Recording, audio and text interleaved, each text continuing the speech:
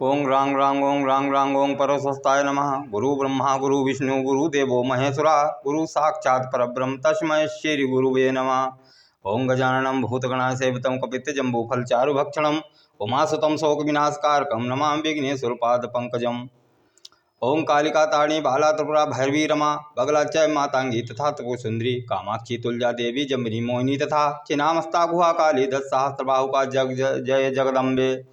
हे मेरे प्रिय साधकों और शिष्यों, भगवान परशुराम साधना चैनल में आप सभी का स्वागत है। तो आज हम इस वीडियो में ये बताएंगे कि साधकगण जो साधना करना चाहते हैं तो बहुत समय तो वो इस उधेड़ बुन में अपना निकाल देते हैं कि किसकी साधना करें, कौन सबसे बड़ा है, कौन सबसे शक्तिशाली है। ठीक है, शुरुआती दौर में ऐसे विचार जो हैं उठा करते हैं, कोई गलत बात नहीं, सबके उठते हैं, हमारे भी उठे थे। फिर धीरे धीरे ऐसे विचार समाप्त हो जाते हैं कि और साधक साधना पर अग्रणी हो जाता है और जो है साधना के मार्ग पर चलने लगता है। कई लोग प्रश्न करते हैं और वो बतलाते भी हमने सुना है कि कृष्ण बड़े हैं या राम बड़े हैं, भगवान विष्णु बड़े हैं या भगवान शंकर बड़े हैं या ब्रह्मा बड़े हैं। तो देखो, ये बात तो है, पूरा संसार इस बात को मान चुका है। ये बात एक बार नहीं, कई बार जो है सिद्ध हो चुकी है कि ये सारा संसार भगवती कालिका से उत्पन्न होकर भगवती कालिका में ही समा जाता है। लेकिन अन्य इष्ट रखने वाले लोग इस बात को स्वेच्छा से स्वीकारते नहीं हैं। लेकिन सच्चाई यही है, जो भगवती है वो आद्या शक्ति है, वो जगत जननी है। वही तो एक ऐसी माँ है जो पिता के बगैर ही, वही तो ऐसी माँ है जो पिता की सहायता के बगैर ही पुत्र को जन्म देती है। वहाँ पिता कोई नहीं, माता है। या यूँ मान लीजिए, संसार का जो सृष्टि करता है वो हमारे सनातन धर्म में पहले माता का शब्द आया है कि तुमेव माता च पिता। हे माता, तुम ही माता हो और तुम ही पिता भी हो। कि माता में जो है वो ममता ज़्यादा होती है और इसीलिए जो परम सत्ता है, जो परमात्मा है, उसे माता कहकर पुकारा गया है। जैसे माता अपनी संतान की देखभाल और सुरक्षा करती है, हे परम सत्ता परम पिता, माता के समान हमारे लिए आप दयावान बने। और यहाँ पर बात ये आ जाती है, लोगों का अक्सर ज्ञान देवी के स्वरूप में पार्वती और लक्ष्मी और सरस्वती तक ही सीमित रह जाता। नहीं, ये तो शक्ति के अवतार हैं। शिवलोक में भगवान शिव का निवास है, विष्णुलोक में विष्णु का निवास माना गया है, ब्रह्मलोक में ब्रह्मा का निवास माना गया, साकेत लोक में भगवान राम का निवास माना गया, गौलोक में भगवान कृष्ण का निवास माना गया है। हमारे सनातन धर्म में वेद पुराणों में वैसे ही इन सब लोकों से ऊपर है एक मणिलोक, जहाँ भगवती निवास करती है। धीरे धीरे इस बात को मैं वीडियो के माध्यम से आपको समझाऊंगा। उस मणिलोक में, उसका नाम मणिलोक इसलिए है, वो पूरा लोक जो है नाना प्रकार की मणियों से जड़ा हुआ है। और वहाँ हमने पढ़ा है देवी भागवत में, वहाँ केवल मंदार के जो सफ़ेद आग के हैं यही वृक्ष पाए जाते हैं, दूसरा वृक्ष कोई नहीं है। वहाँ कोई पुरुष नहीं है, सब देवियाँ ही हैं। उस लोक में जो भी पुरुष जाता है वो देवी स्वरूप हो जाता है। एक बार ब्रह्मा विष्णु शंकर ये तीनों देवता भगवती की आराधना करने के लिए गए और वहाँ जाके ये तीनों देवी स्वरूप में हो गए। जब माता से इन्होंने प्रश्न किया और माता से पूछा कि हे माँ, हे जगत जननी, ये क्या है, तो उन्होंने कुछ नहीं, कि घबराओ नहीं, जब अपने लोक यहाँ से वापस जाओगे तो अपने स्वरूप में स्वयं अपने ही स्वरूप में आ जाओगे। यहाँ हमारे लोक में कोई पुरुष नहीं, हमारे लोक में आने वाला हर पुरुष देवी रूप ही हो जाता है। अपने स्वरूप को आप तब प्राप्त हो जाओगे जब अपने लोक में जाओगे। तो वहीं इन्होंने प्रश्न किया, हे माता आप ये बताइए, आप स्त्री हैं या पुरुष हैं या नपुंसक हैं, आप हैं क्या? तो उन्होंने कहा, हे देवताओं, हे त्रिदेवों, तुम मेरे ही स्वरूप हो, हमने ही तुम्हें प्रकट किया है, हमने ही तुम्हें संसार को चलाने के लिए जन्म दिया है और हमने ही तुम्हें 3 कार्य सौंपे हैं। ब्रह्मा सृष्टि की रचना करेंगे, विष्णु सृष्टि का पालन करेंगे, और हे शिव, तुम हमारी जिस दिन इच्छा होगी उस दिन सृष्टि का संहार कर दोगे। तुम अपने को हमारा ही स्वरूप समझिए। फिर उन्होंने ही तीनों देवों को 3 देवियां प्रदान की, सरस्वती, पार्वती और लक्ष्मी, और इनसे कहा कि ये देवियां हैं, ये तुम्हारी शक्तियां हैं, ये तुम्हारी हमेशा सहायता करेंगी, लेकिन इतना ध्यान रखना कि ये शक्तियां जो हैं कभी आपसे रुष्ट ना हो, वरना रुष्ट होकर ये शक्तियां जो हैं हम में ही समा जाएंगी, हमारे पास ही चले जाएंगी। सती से पहले भी जो शिव के साथ जो शक्ति रहती थी उसका नाम था शिवा। एक बार ऐसा कुछ हो गया, शिवा रूठ कर मणिलोक चली गई और देवी के स्वरूप में समा गई। लक्ष्मी जी भगवान विष्णु से रूठी और समुद्र में विलय हो गई। इस समुद्र मंथन हुआ, उसके बाद उससे निकली और शिवा ने दूसरे रूप में दक्ष के यहाँ सती बनकर जन्म लिया। सती के बाद जो है पार्वती बनकर जी लिया। ये लंबी कहानी है, धीरे धीरे समझाएंगे आपको। यदि इस कहानी को अतिशीघ्र ही समझना चाहते हो, सृष्टि का रहस्य समझना चाहते हो, तो बॉम्बे प्रेस से आती है देवी भागवत, उसे आप मंगाइए और अक्षर सा उसे पढ़ डालिए, सारे रहस्य आपको समझ में आ जाएंगे। भगवती ने जो मणिलोक वासिनी शक्ति है, उस भगवती ने एक ही जोड़ा अपन बनाया है, राधा और कृष्ण। जो गौलोक में राधा और कृष्ण हैं वो जोड़ा एक ही बनाया है, उससे ही सृष्टि चली है। अब यहाँ बात आ जाती है, भगवान विष्णु के अवतारों में भी कुछ लोग कहते हैं, कुछ निकालते हैं, कुछ लोग राम को मानते हैं ज़्यादा, कहते हैं राम ठीक थे, एक नारी व्रत थे, ऐसा ही मतलब ईश्वर या ब्रह्म ऐसा ही होना चाहिए। और कुछ लोग मानते हैं कृष्ण को, कुछ नहीं मानते हैं कि उनको तो 16,108 रानियाँ थीं, ये ऐसा कैसे कृष्ण नहीं। तो परमात्मा के कई रूप हैं जिससे आपका दिल ठुके। आप जानते हो कि मतलब कृष्ण में आप कमी निकाल रहे हो। जैसे हम पूरी बात बताएं तो वीडियो बहुत बड़ा हो जाएगा, धीरे धीरे सब समझा देंगे। कृष्ण क्या थे, राम क्या थे, ये सबके समझने की बात नहीं है, ऐसे समझ में नहीं आ जाता है, बहुत समय उनके रहस्य को समझने में लगता है। समझो तो आप राम को पूजिए, एक नारी व्रत थे, उनसे भी दिल नहीं आपका लगता है। आप भगवान परशुराम को पूजिए, अखंड बाल ब्रह्मचारी थे। नरसिंह को पूजिए, बाराह को पूजिए, दत्तात्रेय को पूजिए,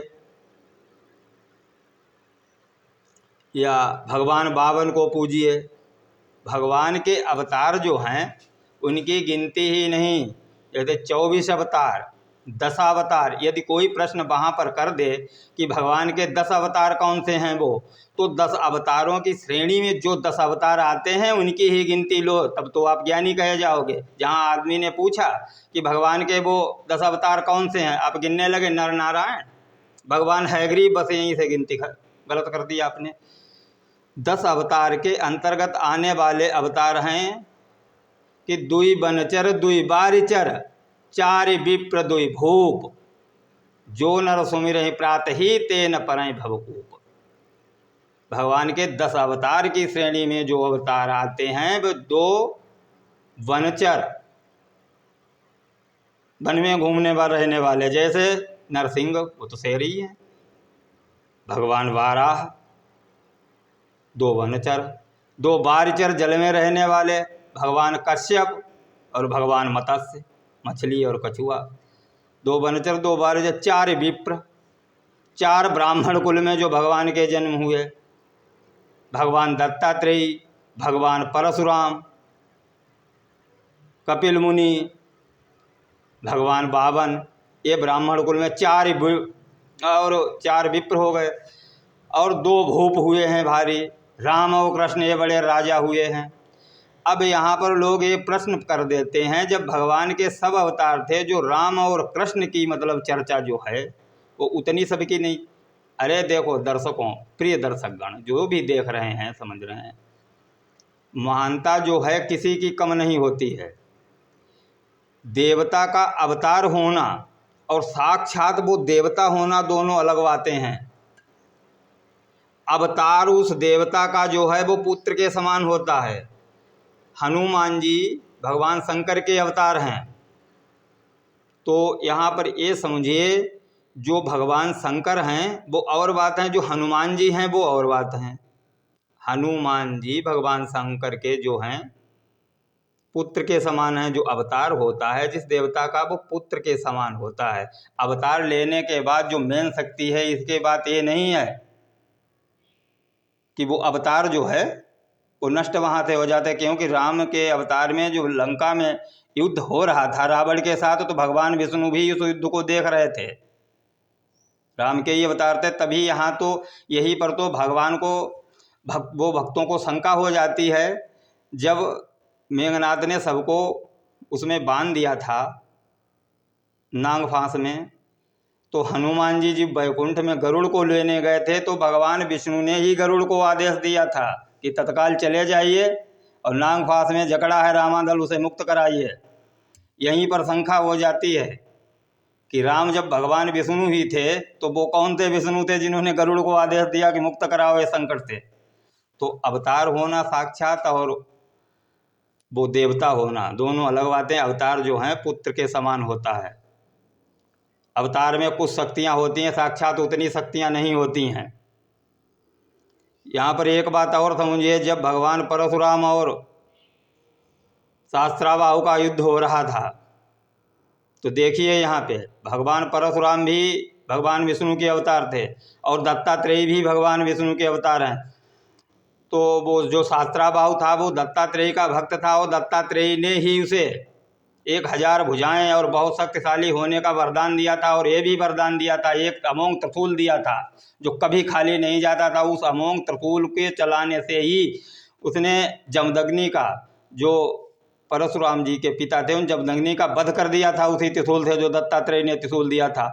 और अंत में क्रोध में आकर वही त्रिशूल उसने भगवान परशुराम पर चलाया, तो वो छाती फाड़ कर त्रिशूल निकल गया और इनकी मृत्यु हो गई युद्ध क्षेत्र में। भगवान परशुराम की मृत्यु इनकी होते ही भगवान शंकर ने तत्काल प्रकट होकर इन्हें जीवन दान दे दिया और अंतर्ध्यान हो गए। लड़ाई फिर होने लगी। फिर इन्होंने जो है पाशुपत अस्त्र चढ़ाया और उसका मंत्र पढ़ने लगे सहस्त्राबाहु पर चलाने के लिए। तो चलाने के लिए जब चढ़ा तो सहस्त्राबाहु सोचने लगा कि ये पाशुपत अस्त्र जो है हमारे अवश्य ही प्राण ले लेगा। तो वो भगवान दत्तात्रेय का सुमिरन करने लगा कि हे प्रभु, हे दीनानाथ, हमारी रक्षा कीजिए। भगवान दत्तात्रेय तत्काल युद्ध में प्रकट हुए और भगवान परशुराम की तरफ ऐसे हाथ उठाया और ये कह दिया, स्तंभ, ये पत्थर के हो गए एकदम, ना कोई अस्त्र चला ना शस्त्र चला। ये बात देखकर एक ब्राह्मण का रूप धारण करके भगवान विष्णु तत्काल युद्ध क्षेत्र में प्रकट हो गए। देखो दत्तात्रेय भी वही हैं और परशुराम भी वही हैं। और ये बात बोले कि दत्तात्रेय सहस्त्राबाहु वध अवश्य होगा और इसी वक्त होगा। क्रोध में आकर ये कहा। इतनी बात सुनकर ही दत्तात्रेय जो हैं युद्ध से अंतर्ध्यान हो गए। और भगवान विष्णु जो ब्राह्मण रूप में आए थे, अपने उस रूप में नहीं आए थे, उन्होंने परशुराम से कहा कि ये दत्तात्रेय का परम भक्त है। और दत्तात्रेय ने भद्रकाली कवच द्वारा, जिस भद्रकाली कवच को ये धारण किए हुए है, वो इसने अपनी भुजा में बांध रखा है। वो भद्रकाली कवच जो है जगत जननी जगदम्बा उसकी रक्षा कर रही है। उनके आगे ऐसा कोई अस्त्र शस्त्र नहीं कि जिसके सर पर भगवती का हाथ हो और वहाँ कोई अस्त्र शस्त्र पहुँच जाए। इसलिए आपके अस्त्र शस्त्र फैल हो रहे हैं परशुराम जी, और मैं गुप्त रूप से वो जो है कवच उसकी भुजा से खोल लूँगा, फिर युद्ध करिए।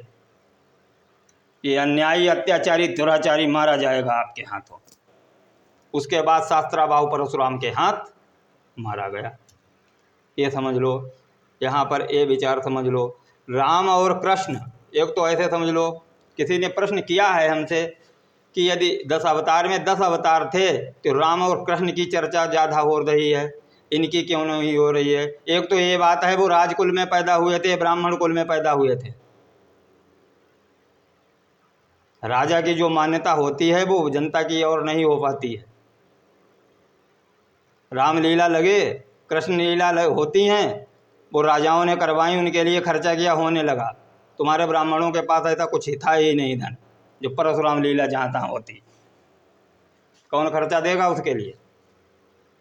ब्राह्मण कोई इतना धनी कभी थोड़ी था, ना कहीं के राजा होते थे और ना महाराजा होते थे। एक तो ये बात है। और दूसरे, जो शक्तियाँ गुप्त रूप में होती हैं, राम की साधना करना सरल है, कृष्ण की साधना करना सरल है, नरसिंह की साधना करना कठिन है, परशुराम की साधना करना कठिन है, भगवान के 12 रूप की साधना करना कठिन है। हर आदमी जो है इनकी साधना करने के लिए तैयार ही नहीं। तो आज आदमी सोच लो, एक ऐसे आए थे हमारे पास मिलने के लिए, उन्होंने अपनी समस्या बताई तो हमने हनुमान की उन्हें साधना बताई। हमने कहा ऐसे ऐसे साधना करिए और आपकी जो है समस्या दूर हो जाएगी। तो हाथ जोड़े कि नहीं पंडित जी, उनकी तो साधना बहुत कठिन है और बहुत वैसी है, और कुछ सोचा था उपाय बता दिए, मैं हनुमान से बहुत मतलब जो है हम उनकी साधना नहीं करते। समझो, जबकि शंकर जी हैं, शंकर जी जो है, शंकर जी का ही अवतार हनुमान जी हैं, लेकिन शंकर जी बात और हैं और हनुमान जी बात और हैं। साधना करके देख लीजिए और जो समझते हैं वो समझ के देख लीजिए कि भगवान शिव और बात हैं और हनुमान और बात है। तुम्हें तुम्हारी किसी गलती पर तुम्हें बख्शेंगे नहीं। साधना करके देख लीजिए, वो गलती करिए फिर आप। ये हमारे पास जो है थोड़ा नहीं बहुत अनुभव है, ऐसे लोग मतलब हमारे पास आते ही रहते हैं। एक तो ये बात है। आप देखो, हर देवता का एक है। भगवान परशुराम जो हैं वो एक नारी व्रत में जो लोग पारंगत हैं, एक नारी व्रत का पालन करते हैं, वो वैसे ही प्रसन्न रहते हैं उन लोगों पर। हनुमान जी ब्रह्मचारियों पर वैसे ही प्रसन्न रहते हैं। यदि आप पक्के ब्रह्मचारी हो, उनकी साधना ना करो, फिर भी आपको उनकी प्रसन्नता मिलेगी। और यहाँ पर ये बात आती है, कृष्ण का जो अवतार था वो मेन अवतार भगवती मणिलोक वासिनी भगवती काली का ही था। जो भगवती काली का स्वरूप दिखाया गया है, 10 मूंड, 10 भुजाएं और 10 पैर हैं जिनके, वही भगवती का प्रथम रूप है। उसके बाद अनेक रूप यहाँ हुए। मणिलोक से जो रूप पृथ्वी पर प्रकट हुआ है तो वो यही रूप है। ऐसा रामायण में देखो ऐसा दिखाया गया है कि जो योग माया है वो भगवान विष्णु के बस में है, लेकिन शाक्त ग्रंथ ये मानते हैं नहीं, वो किसी के बस में नहीं है, चराचर संसार उसके बस में है। वो कैसे बस में है योग माया उनके? वो उनके बहुत बड़े परम भक्त हैं, भक्ति द्वारा अपने बस में कर रखा है। आदेश नहीं दे सकते, कोई किंकर और नौकर की तरह नहीं है। वो योग माया जो है, हम भी उसकी आराधना करते हैं। लोगों के कष्ट जो हैं उसी योग माया द्वारा दूर करते हैं। यहाँ से पूजा करते हैं, कष्ट आपके वहाँ दूर होंगे, कहीं भी हों आप। यहाँ उन्हें विनय करें कि माता ये व्यक्ति है, ये परेशान है, इसकी थोड़ी खबर ले लीजिए, इसका संकट जो है वो कम कर दीजिए। मेन रूप में जो कृष्ण का अवतार है, यहाँ पर ये बात आ जाती है। कुछ लोगों ने प्रश्न हमसे किया कि कृष्ण भगवान थे, उनके मतलब 16,108 रानियाँ थीं। कृष्ण योगी राज थे, बाल योगी जो है जिसने कभी भी संभोग ना किया वो ब्रह्म थे। ब्रह्म भोगी नहीं होता है, अभोगी होता है। यहाँ पर ये बात आ जाती है कि समस्त देवतागण सिद्धगण जो भगवती के मतलब शाक्त उपासक थे, शक्ति की उपासना करते थे, उन्होंने एक बार भगवती की स्तुति की और भगवती मणिलोक वासिनी उनके सामने आद्या शक्ति प्रकट हुई और कहा बताओ आपकी इच्छा क्या है। तो उन्होंने कहा कि माता आप एक बार पुरुष रूप में बनकर इस पृथ्वी पर अवतार लें, पुरुष रूप धारण करें, और मैं स्त्री रूप बनकर, मैं सब लोग स्त्री रूप बनकर आपकी सेवा करना चाहता हूँ। तो भगवती देवी ने वही जो है कृष्ण के रूप में पुरुष रूप में अवतार लिया। जो भी उनकी रानियाँ और सखियाँ थीं, जो मतलब रहस्य उनके साथ खेला करती थी, वो उनके सब परम भक्त दाढ़ी मूछ वाले सिद्ध लोग थे। वरना ये बात समझो कि दुर्भाषा जैसा साधु जो कृष्ण के पास मिलने जाता है, वहाँ उनकी रानियों के पास बीच में बैठकर क्या बातें करता होगा। अंदाज़ा लगाओ। जो इस रहस्य को जानते थे, वशिष्ठ भी कई बार कृष्ण की रानियों के पास उनसे मिलने गए कि वशिष्ठ उन्हें पहचानते थे, वो कृष्ण की रानी नहीं, वो दाढ़ी मूछ वाले सब त्यागी और साधु संत थे। वो मतलब जो है दिव्य दृष्टि वाले लोग उन्हें देख सकते थे। जिनके पास दिव्य दृष्टि थी तो उन्हें रानी नहीं, दाढ़ी मूछ वाले सब संत दिखाई देते थे। ये है कृष्ण का रहस्य। तभी क्लींग बीज जो है भगवती काली का है और वही क्लींग बीज कृष्ण का भी है। क्लींग बीज मंत्र जो है वो काली का है, भगवती का है, और वही क्लींग बीज है। तो मेन रूप में जो कृष्ण का अवतार पृथ्वी पर है वो भगवती कालिका का ही अवतार है। ये बात जो है हम कह रहे हैं, ये शक्ति पीठांक देवी अंक में बनी है। जो अंक गीता प्रेस गोरखपुर से छपता है उसमें ये कहानी है कि सिद्धगण और तपस्वीगण भगवती की आराधना करके, भगवती से अनुनय विनय अनुग्रह करके ये कहते हैं पुरुष रूप में माता अवतार लो, मैं स्त्री बनकर, मैं स्त्री रूप में बनकर उस जन्म में आपकी सेवा करूंगी। और बहुत से गुप्त रहस्य हैं पूजा पाठ में, हर बात का जो है मैं उद्घाटन वीडियो के माध्यम से नहीं कर सकता हूँ।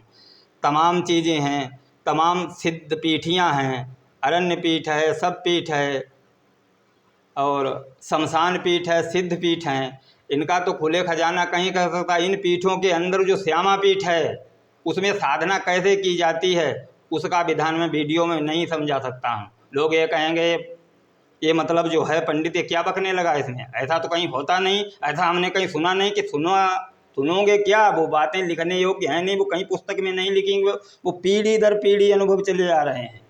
एक तो ये बात देख लो, जो बात आपको कहीं लिखी ना मिले कि ऐसा कहीं लिखा नहीं, वो बात 100% सत्य होगी। लेकिन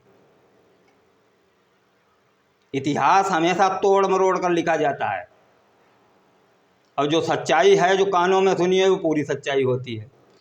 अब ये बात आप समझ लो, शुक्राचार्य मृत व्यक्ति को जिला देते थे, उनके पास मंत्र था, वो मंत्र आज भी लिखा मिल रहा है। लेकिन मरा हुआ व्यक्ति किसी ने जिला दिया हो, वो मंत्र हम भी जपते हैं।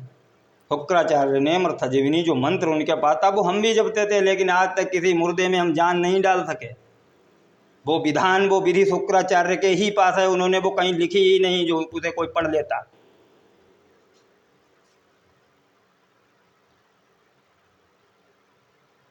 एक ऋषि थे याज और उपयाज, जिन्होंने महाभारत काल में